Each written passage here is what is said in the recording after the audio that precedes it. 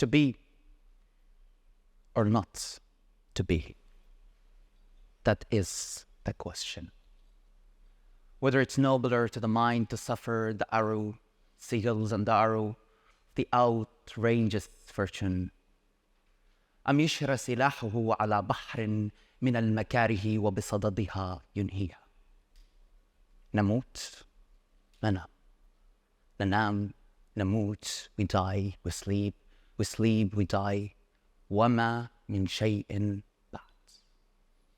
أنا أقول لهذه النومة أن تنهي لوعة القلب وآلاف الصدمات التي من الطبيعة أن تعرض الجسد لهذا الجسد.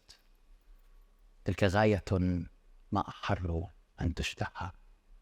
We sleep, we die, we sleep, and nothing after. Perseverance in resistance. Sumud. Good afternoon, everyone. I hope you had a good day. It's an honor to be with you here today, at this very moment and at these moments in history. My name is Amir, which means a prince. That's what my mom wanted me to be, but unfortunately, I took my own direction.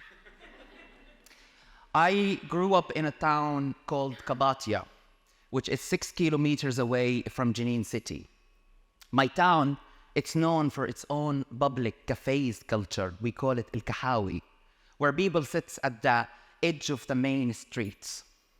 And it was also known historically that it was a resting place for commercial caravans, as it was located on the traded route between Syria and Egypt, the Silk Road. I was born in 1998 in Jenin Hospital, and my mom always said that my birth was swift and fast. And in mind, like, right, she said, you came into this life less than half an hour. I said to myself, of course I will be less than half an hour. I'm the fifth in the family. Oh, my poor mother. But this is not the only fact, actually, about my story. There is another fact that I was born at one of the magical nights in Ramadan. We call it Laylatul Qadr. They say there is no creatures can work on earth except angels and humans. Such a miraculous event. Knowing this fact about my story while growing up as a queer person, that has caused me loads of fear of who I am and what I am. Being called Amira also has caused me so much pain, self-hatred. Then I had to understand the meaning of perseverance in resistance. Sumud. So I told myself, be strong, don't be afraid of it, and don't let the situation to drag you down. That is Sumud. All I had to do then is to accept my feminine and my masculine side, and remember that we have both elements within us. When I became 14, I realized that the concept of formal education never ever suited me, never actually met and fit my needs. As also, it's never recognized art as an important part of their formal educational agenda. So I left my school and then worked very, very, very hard to join the Freedom Theater in Jenin refugee camp. And the dream became true. Light, costume, audience, traveling. The basic idea of the Freedom Theater is to work with individuals and groups to reconstruct and rebuild their demolished identities by their oppressor. Because the oppressor's main strategy is to take away our basic needs as individuals and groups and create social, economical, and educational issues. But let me say something there. My humanity will never be diminished by others' inhumanity. During the 4 years of my studies in the Freedom Theater, we were equipped with a wide range of studies and researching materials. There was dancing, singing, writing, designing, lighting, and also an outreach to communities in the places they live in. So we will listen to their stories and play the stories back to them immediately. So, and after that, we will gather the stories and we will travel with them internationally and nationally so their voices are heard. I remember at one of the shows I did in Al Taisha camp in Beit Lahem, an 8-year-old girl came up the stage and she said, I want to tell a story. And the story was about her brother, Malik. Malik went to get them breakfast before school, but Malik never came back. He was killed and shot by the Israeli army. When we played the story back to them, everyone in the room were in tears. But not in tears because Malik was killed, because we got used to that. They were in tears to see an 8-year-old girl coming up the stage to tell that story. After we finished the show, the girl came to us and she said, I'm very thankful for you to deliver my voice this way. I never thought my story would be received by others this way. So she said, I will never stop telling the story until we are free. Sumud. At that moment, and then in the Freedom Theatre, we also focused a lot on working with playback theatre, the theatre that you act immediately the stories, physical theatre and theatre of the oppressed, and cultural resistance, which we believe we resist through art. Then due to extreme personal circumstances, in 2019, I moved to Ireland. I arrived at the airport at 11 a.m. in the morning. I got out of the plane, I walked toward the security checkpoint, and on the way I was telling myself, don't be suspicious, just look normal, don't look suspicious to them. I arrived and I handed him my travel document, said, good morning, sir. He took the travel document and started to look into the pages and said to me, wow, Amir, you have been to many places. Have you been to England? No. I'm interested to see what black and tans have done here in Ireland before they came down to us in Palestine. He laughed and he said, how long are you planning to stay in Ireland? I said, well, I have 15 days visa, so I'm going to stay for 15 days.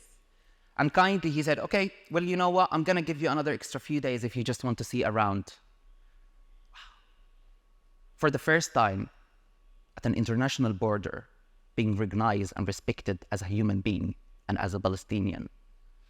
Then I got a feeling of an understanding of the power and the depth of our solidarity as Palestinians and as Irish people, trauma survivors, the pain we share, the impact of colonizations on us, on generations, Sumud.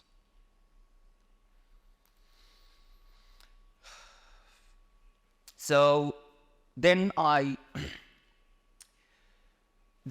went out of the airport and I arrived to Laytown. Before arriving to Laytown, I got the chance to meet people who were living in Direct Provision Center, who were going through the experience. So it was very hard to hear what they were going through. I'd never thought that the system here in Ireland, this is how it functions, this is how it works.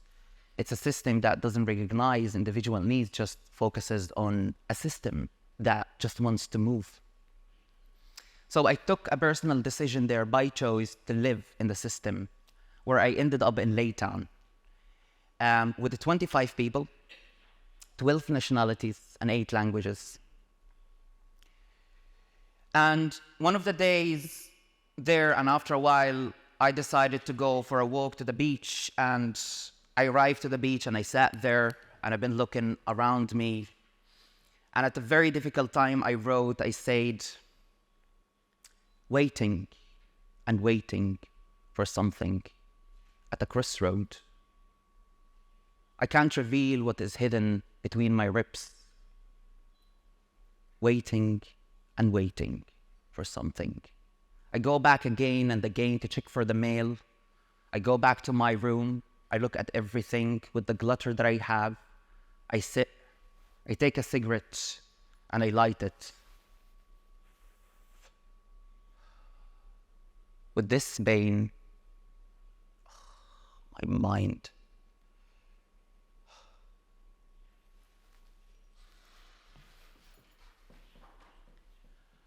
I am not a file.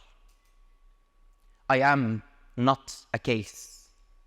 I am not a number in your system.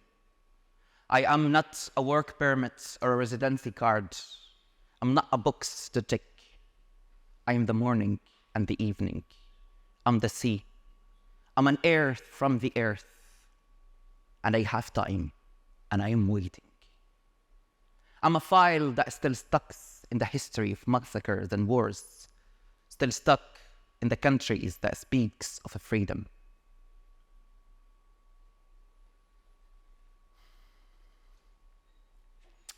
Now, after all, I ended up using this spoken word part of a project called The Bid. It was in collaboration with a group of women who were going through the same experience as me in Direct Provision Center. And this work allowed me to open to another funding. I was funded by Create Ireland to hold on a project under the Artists in Community scheme, and I was the first asylum seeker to receive funding while they are still in the process. So that allowed me actually to open a bank account after all. But you know what? I miss my cash life. Really. And after a year, the second year, I got another funding from the Art Council to hold on a project called the One of Many Project to work on homelessness, statelessness, and displacement. Because always I thought it would be fair to discuss and to integrate and analyze these topics with members from the communities. The third year, I was funded from the Art Council again for a project to hold on physical theatre and storytelling activities across Ireland with transgender, queer, women groups and activists. After all this work, I realized and got the chance and the opportunity to understand the importance and the need to love myself, to understand myself more. For many years, I used to fall down alone and stand up alone, but now I have allies, supporters. So I am falling down, but I'm not standing up alone. As we are all here together today and got the chance to be together, let's think about the tools that we have shared. Let's think about what we're gonna do with them. And there is something. If everything you have is a hammer, you tend to see every problem as a nail. So, where are we gonna take it from now? To be or not to be, that is your question. That is our question. Thank you very much for taking the time, and it's an honor to be in front of you today. Thanks very much for everyone who have put this activity together and bringing us together this amazing event. Thanks a million.